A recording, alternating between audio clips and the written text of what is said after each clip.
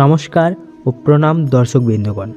আজ আমরা নিয়ে এসেছি এমন এক পবিত্র তিথির অলৌকিক কাহিনী, যার মাহাত্ম্য শুনলে আপনার মনে হবে পরিশুদ্ধ আর ভক্তির তরঙ্গে ভেসে যাবে পুরো আত্মা। এই তিথির নাম হলো উৎপন্না একাদশী। আজকের ভিডিও জানবো কেন এই একাদশী এত গুরুত্বপূর্ণ, 2025 সালে কবে ও কখন এটি পালিত হবে, কিভাবে সঠিক নিয়মে ব্রত পালন করবেন এবং শেষে শুনবো দেবী একাদশীর জন্ম ও অসুর বিনাশের ঐশ্বরিক পুরাণ কাহিনী। তাই ভিডিওটি শেষ পর্যন্ত দেখবেন, কারণ আজকে আপনি শুনবেন এমন এক গল্প যা শুধু ধর্ম নয়, আত্মার জাগরণেও বার্তাও নিয়ে আসে। আর ভিডিওটিতে একটি লাইক করে চ্যানেলটি অবশ্যই সাবস্ক্রাইব করে রাখবেন। হিন্দু ধর্মে প্রতি মাসে দুটি একাদশী তিথি পালিত হয়, একটি শুক্লপক্ষে, একটি কৃষ্ণপক্ষে, অর্থাৎ বছরে মোট 24টি একাদশী।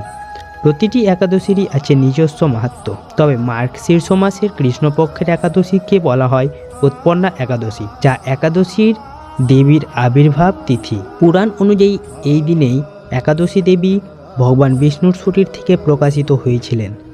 তার আবির্ভাব হয়েছিল ধর্ম প্রতিষ্ঠা ও অসুর বিনাশের জন্য। এই দিন থেকেই শুরু হয় একাদশী ব্রতের পথ, যা পরে বিষ্ণু ভক্তদের মুক্তির সোপান হয়ে ওঠে। ভগবান শ্রীকৃষ্ণ স্বয়ং যুধিষ্ঠিরকে এই ব্রতের মাহাত্ম্য ব্যাখ্যা করে বলেছেন, এই একাদশী সমস্ত তিথির মধ্যে শ্রেষ্ঠ। যারা ভক্তি ভরে পালন করে তাদের জীবনের সব দুঃখ ও কষ্ট বিনষ্ট হয়। এই কারণে উৎপন্না একাদশীকে বলা হয় সব একাদশীর জননী, কারণ এখান থেকে এই ব্রতের সূচনা। বন্ধুরা, এবার দেখা যাক 2025 সালে উৎপন্না একাদশীর তারিখ ও সময়। হিন্দু পঞ্জিকা অনুযায়ী 2025 সালে উৎপন্না একাদশী তিথি শুরু হবে 15 নভেম্বর রাত 12:49 এবং সমাপ্ত হবে 16 নভেম্বর রাত 2:37। যেহেতু সূর্যোদয়ের সময় 15 নভেম্বর তারিখে একাদশী থাকবে, তাই ব্রত পালনের মূল দিন হবে 15 নভেম্বর, অর্থাৎ শনিবার। ব্রত ভঙ্গ বা পালনের শুভ সময় 16 নভেম্বর দুপুর 1:10 থেকে 3:18 পর্যন্ত। এই সময়ের মধ্যে অন্ন গ্রহণ করলে পুণ্যের সম্পূর্ণ ফল প্রাপ্ত হয়। এর বাইরে করলে ব্রতের ফল হ্রাস পায় বলে শাস্ত্রে উল্লেখ আছে। একাদশী ব্রতের মূল উদ্দেশ্য হলো আত্মাকে পরিশুদ্ধ রাখা, তাই প্রস্তুতি শুরু হয় একদিন আগে। একাদশীর আগের দিন অর্থাৎ দশমীতে একবার নিরামিষ ভোজন করতে হয়। সন্ধ্যায় প্রার্থনা করে মানসিকভাবে সংকল্প নিতে হয়, আমি আগামীকাল একাদশী ব্রত পালন করব ভগবান বিষ্ণুর কৃপা লাভের জন্য। রাতে খুব দেরি করে না খেয়ে সময় মতো ঘুমানোই শ্রেয়, কারণ একাদশী সকালে সূর্যোদয়ের পূর্বেই স্নান গ্রহণ করতে হয়। স্নানের সময় বলা হয় ওং গঙ্গা চ যমুনে চ বৈ গোদাবরী সরস্বতী নর্মদে সিন্ধু কাবেরী জলে স্মিন সন্নিধিং কুরু, অর্থাৎ হে পবিত্র নদীর দেবী সকল, তোমাদের সত্তা আমার স্নানের জলে অধিষ্ঠিত হোক, যাতে আমি পবিত্র হই। এর মাধ্যমে শরীর ও মন দুই প্রস্তুত হয় ভক্তির পথে। এখন দেখা যাক এই ব্রতের বিস্তারিত পালনের নিয়ম। ভোরবেলা স্নান ও দেব স্থাপন। সূর্যোদয়ের পর দেবতাদের আসনে ভগবান বিষ্ণুর প্রতিমা স্থাপন করতে হয়। যদি প্রতিমা না থাকে তাহলে ছবিতেও পূজা করা যায়। সোনালী পাত্রে জল রেখে তুলসী পাতা, ধূপ, প্রদীপ সহ পূজা আরম্ভ করুন। সংকল্প মন্ত্র উচ্চারণ করুন। মম সমস্ত পাপ ক্ষয়ার্থং শ্রী বিষ্ণু প্রসাদ সিদ্ধার্থং উৎপন্না একাদশী উপবাসং করিষ্যে। অর্থ, আমার সমস্ত পাপ ক্ষয় ও ভগবান বিষ্ণুর কৃপা প্রাপ্তির জন্য আমি উৎপন্না একাদশীর উপবাস পালন করছি। উপবাস ও পূজা পদ্ধতি। এই দিনে উপবাস অত্যন্ত গুরুত্বপূর্ণ। যারা সম্পূর্ণ উপবাস করতে পারেন তারা কেবল জল ও তুলসী পাতা গ্রহণ করুন, অন্যথায় ফল হারও গ্রহণযোগ্য। কিন্তু শস্যদানা, চাল ডাল, পেঁয়াজ রসুন বা তামসিক আহার একেবারেই নিষিদ্ধ। দৈনিক পুজো কিভাবে করবেন?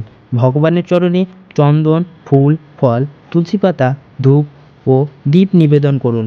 আর এই মন্ত্রটি 108 বার জপ করুন, ওং নমো ভগবতে বাসুদেবায় নমঃ। অনেকে এই দিনে ভগবান বিষ্ণুর সহস্র নাম পাঠ করেন, যা অত্যন্ত পবিত্রতা প্রদান করে। রাত্রি জাগরণ। পুরাণ মতে যিনি একাদশীর রাতে জাগরণ করে নাম সংকীর্তন করেন তিনি তার জন্মের সমস্ত পাপ থেকে মুক্তি হন। তাই এই রাতে বিষ্ণুর নাম কীর্তন বা গীতা পাঠ করা অত্যন্ত শুভ।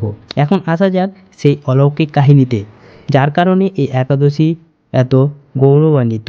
একদিন ধর্মরাজ যুধিষ্ঠির বললেন, হে প্রভু কৃষ্ণ, আমি কার্তিক মাসের প্রবোধিনী একাদশীর গল্প শুনেছি। এবার দয়া করে বলুন মার্গশীর্ষ মাসের কৃষ্ণপক্ষের একাদশীর মাহাত্ম্য কী? ভগবান কৃষ্ণ বললেন, এই তিথিকেই বলা হয় উৎপন্না একাদশী, কারণ এই দিনে দেবী একাদশীর আবির্ভাব ঘটে। তিনি আমার শক্তির অস্বরূপা, যিনি আমার যজ্ঞ, ধ্যান ও ব্রতের মূর্ত প্রতীক। শ্রীকৃষ্ণ বলেন, সৎযুগে এক ভয়ঙ্কর দৈত্য ছিল, নাম তার মূর।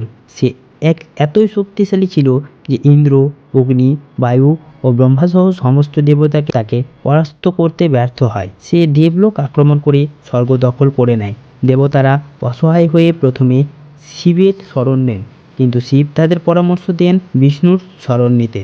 দেবতারা তখন ক্ষীরসাগরে এসে স্বয়ংরত বিষ্ণুকে প্রার্থনা করে বলেন, হে প্রভু, আপনি বিশ্বের রক্ষক। মূর নামের এই দৈত্য আমাদের স্বর্গ থেকে বের করে দিয়েছে, আমাদের রক্ষা করুন। বিষ্ণু বললেন, ইন্দ্র, বলো কোথায় রয়েছে সে দৈত্য? ইন্দ্র উত্তর দেন, চন্দ্রাবতী নামক নগরীতে সে রাজত্ব করছে, দেবতাদের স্থান দখল করেছে। আকাশে সূর্যচন্দ্রের স্থানে সে নিজেকে স্থাপন করেছে। বিষ্ণু বলেন, যাও, আমি সঙ্গে যাচ্ছি তাকে বধ করতে। এভাবে বিষ্ণু দেবতা সেনাসহ চন্দ্রাবতী নগরে উপস্থিত হলেন। ভূমি ও আকাশ তখন যুদ্ধে পরিণত হয়। সিঙা বাজে, শঙ্খধ্বনি ওঠে, অসুর ও দেবতারা মুখোমুখি হয়। 10,000 বছর ধরে চলে সেই যুদ্ধ। বিষ্ণু অসংখ্য অসুর বধ করেন, কিন্তু মূরকে পরাজিত করতে পারেন না। শেষে ক্লান্ত হয়ে তিনি বদ্রিকাশ্রমের দিকে যাত্রা করেন এবং হেমাবতী গুহায় বিশ্রাম নেন। সেখানে তিনি যোগনিদ্রায় প্রবেশ করেন। মূর ততক্ষণে থেকে অনুসরণ করে পৌঁছে যায় সেই গুহায়। বিষ্ণুকে নিদ্রামগ্ন দেখে বলেন, এখনই সুযোগ, আমার শত্রুকে হত্যা করব। তখন বিষ্ণুর শরীর থেকে বেরিয়ে আসেন জ্যোতির্ময় দেবী, যিনি ছিলেন তার শক্তির প্রতিমূর্তি। দেবী তেজে এমন দীপ্ত হয়েছিলেন যে মূর মুহূর্তে চমকে ওঠে। দেবী বলেন, যদি সাহস থাকে এসো, যুদ্ধ করো। মূর তীব্র আক্রমণ চালায়, কিন্তু দেবী তেজে তাকে মুহূর্তেই দগ্ধ করে বিনাশ করেন। তার মৃত্যুতে দেবতা ও আকাশধ্বনিতে হয় বিজয়ের সঙ্গীত। পরে বিষ্ণু জেগে ওঠেন। তিনি ঘটনাক্রম জেনে বলেন, হে দেবী, তুমি আমার শক্তির মূর্তি। তুমি একাদশী তিথিতে উৎপন্ন হয়েছ, তাই তোমার নাম হবে উৎপন্না একাদশী। যে আমার ভক্ত সে তোমারও ভক্ত হবে, যে তোমার ব্রত পালন করবে সে মুক্ত হবে জন্মপাপ থেকে। এভাবেই উৎপন্না একাদশী দেবীর জন্ম হয়। পুরাণে বলা আছে, উৎপন্না একাদশী পালন করলে 1000 অশ্বমেধ যজ্ঞ ও 1 লক্ষ গো দান করার সময় ফল লাভ হয়। যে নারী ও পুরুষ আন্তরিকভাবে এই ব্রত পালন করেন তারা জীবনের ক্লেশ থেকে মুক্তি হয়ে বিষ্ণু লোকে স্থান পান। এই দিনে ব্রতীদের উচিত প্রভাতে দান করা, ফল বিতরণ করা এবং মানুষ ও জীবজন্তুর প্রতি সহানুভাব দেখানো, কারণ ব্রতের মূল ভাবনা হলো অহং শুদ্ধি ও সত্তার জাগরণ। শাস্ত্রে আরও বলা হয়েছে যে ভক্ত নিয়মিত বছরে অন্তত একবার উৎপন্না একাদশী পালন করেন, তার জীবনে কখনো অমঙ্গল আসে না। একাদশী ব্রতের পরের দিন অর্থাৎ দ্বাদশীতে শুভ সময় অনুযায়ী পালন করতে হয়। ভগবানকে প্রণাম করে নিম্নলিখিত মন্ত্রে আহার গ্রহণ করুন। একাদশী উপবাসস্য পরনং করমহম শ্রী বিষ্ণু প্রসন্নস্ত মম পাইত্রম ভবেত সদা। অর্থাৎ আমি আজ দ্বাদশীতে ব্রতভঙ্গ করছি, ভগবান বিষ্ণু যেন সদাই সন্তুষ্ট থাকেন। সেই সঙ্গে ব্রাহ্মণ বা অভাবী মানুষকে অন্ন ও বস্ত্র দান করলে ব্রতের পূর্ণ ফল পাওয়া যায়। বন্ধুরা, উৎপন্না একাদশীর প্রকৃত বার্তা শুধুমাত্র উপবাস বা পূজা নয়, এটি একটি আত্মচেতনার বার্তা। এখানে মূল প্রতীক অহংকার, ক্রোধ ও কামনার, আর একাদশী দেবীর প্রতীক জ্ঞানের আলো ও ভগবানের মায়ের শক্তি। যখন আমরা নিজের মধ্যে থাকা অন্ধকার চিনে নিয়ে ত্যাগ করার চেষ্টা করি, তখনই একাদশী শক্তি আমাদের অন্তরে জেগে ওঠে। এই ব্রতের মূল শিক্ষা হলো সাধনা, সংযম ও সচেতনায় মুক্তির মূল পথ। বন্ধুরা, আজ আমরা জানলাম উৎপন্না একাদশীর মাহাত্ম্য, ব্রতের নিয়ম, পৌরাণিক কাহিনী ও আধ্যাত্মিক তাৎপর্য।